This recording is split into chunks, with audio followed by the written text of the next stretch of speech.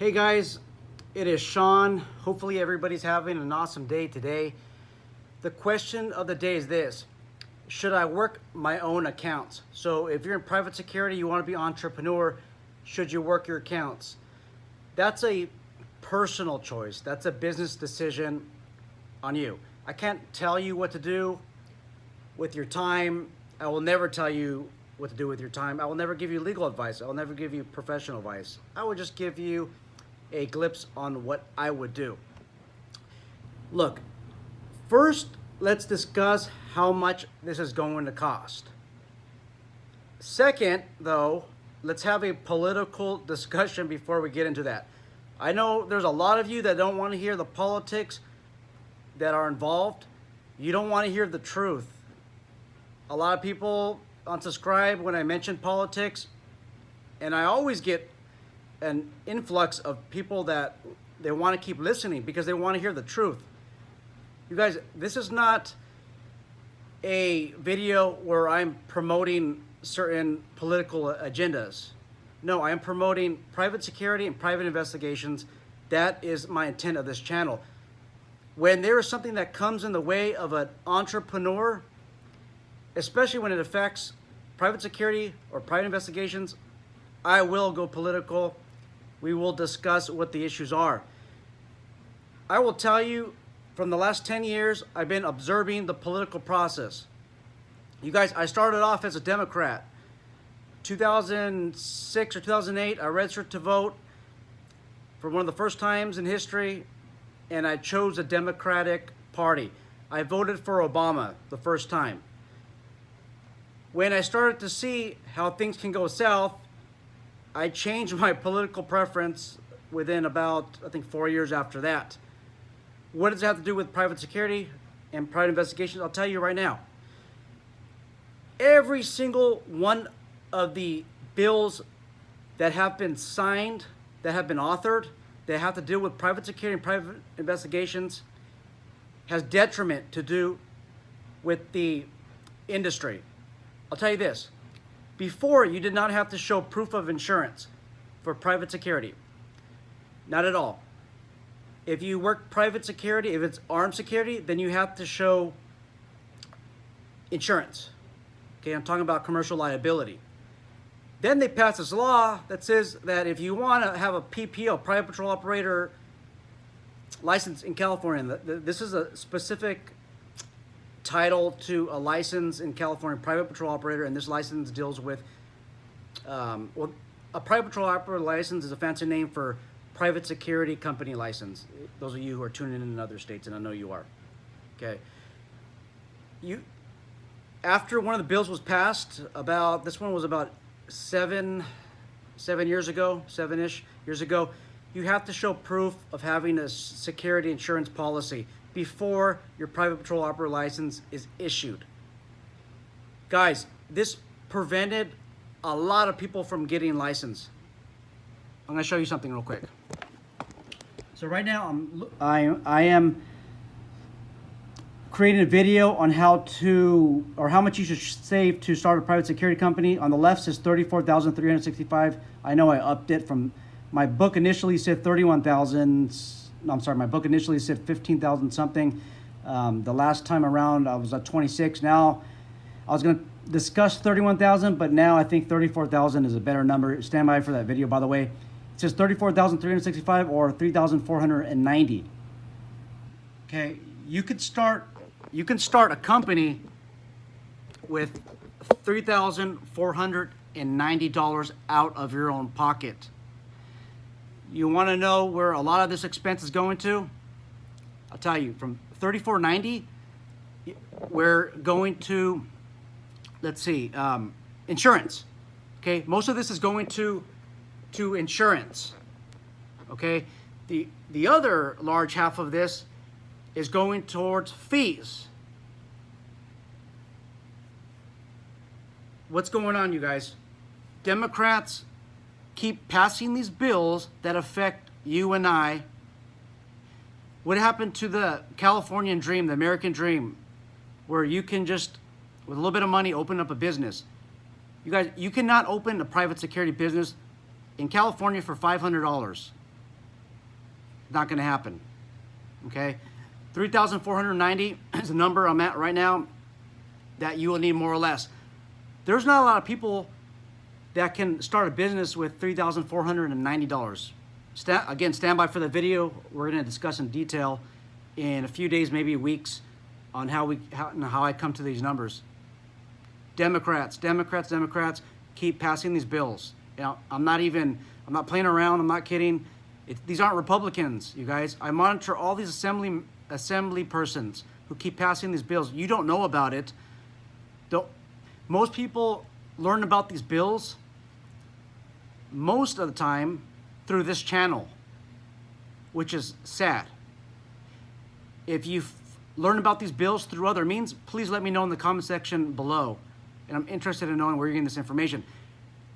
These assemblymen, they get together with these little committees and they pass these bills many of you don't even know about.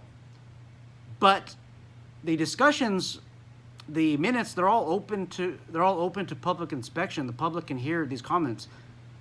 But there's no media coverage on what's going on, because who cares about the private investigator and private patrol operator fees that are going up? Who cares? What we care more about in general society is right now, what is Joe Biden up to? What is Donald Trump up to? Okay, what are the Republicans up to? What are the Democrats? You guys, we're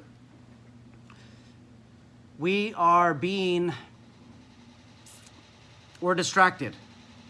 And we're distracted so much into what's going on around us that we pay very little attention to these laws that are being passed in detriment to private security and private investigation businesses. So number one, okay, the insurance. And then number two, the fees that just went up. Private investigators' fees have went up 300%. Stephen Glacier, Democrat, Contra Costa County, did you vote for him? Are you a private investigator or private security professional? Are you complaining that the fees are going up? Well, look, people that you guys probably vote into office make these fees go up. When you vote Democrat, most of the time, your fees are going to go up. And that's just the way it is.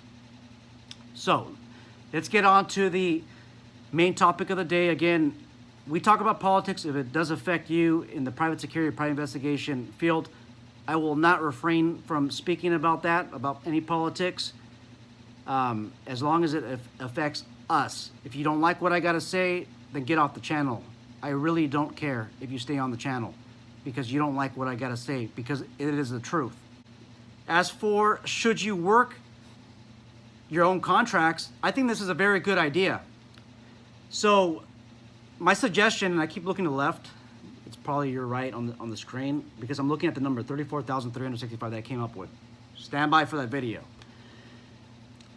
At $15 an hour, if you're working full-time, 80 hours a week, 26 pay periods, you're making $31,200 a year. I know many of you are making over $15 an hour. You're in a better predicament than those who are getting $15 an hour, or those who are getting minimum wage. What is minimum wage now? It's like $14 an hour. If your workplace has more or over 26 employees, I'm not too sure what the number is, but you guys who are getting minimum wage know what minimum wage is, and you guys that are getting $1 or more over minimum wage, you know what minimum wage is as well. So from $31,200 a year, you're going to multiply that by 12%. If you're single, no kids, single tax filer, you probably have a 12% tax rate.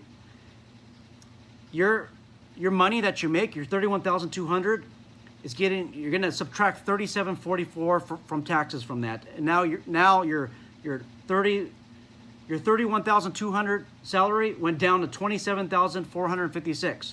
$27,456. Now, you know what FICA is? FICA is your Medicare and your Social Security tax. Employer pays, it's about 7.4%. Employee pays another 7.4%. FICA tax is about 15% total for employer and employee.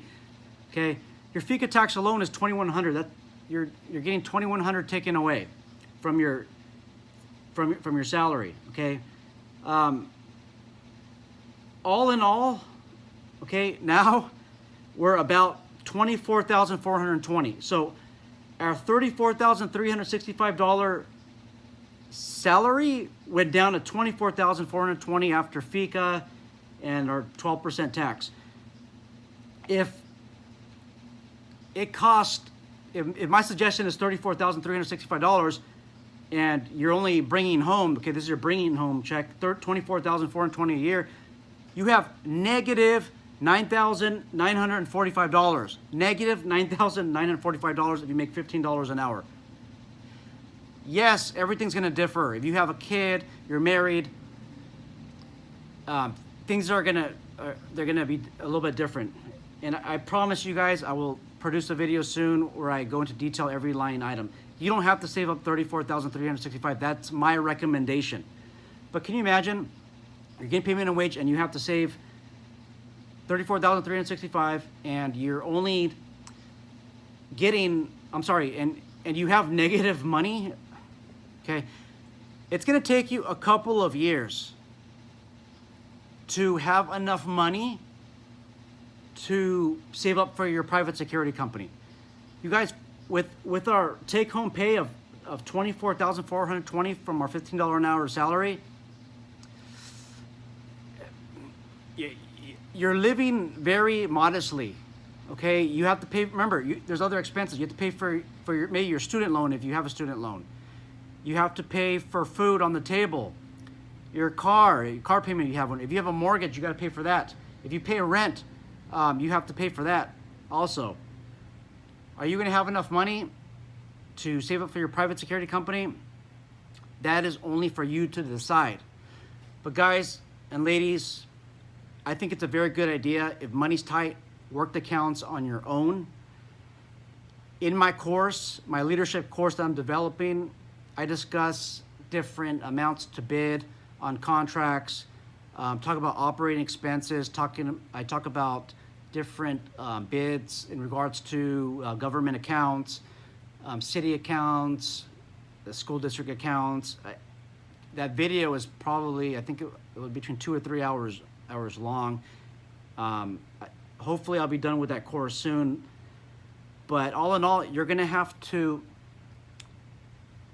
if you want to just quit your job, your security job at $15 an hour your first year, you're gonna have to bid based on the numbers I've been producing, well over $21 an hour.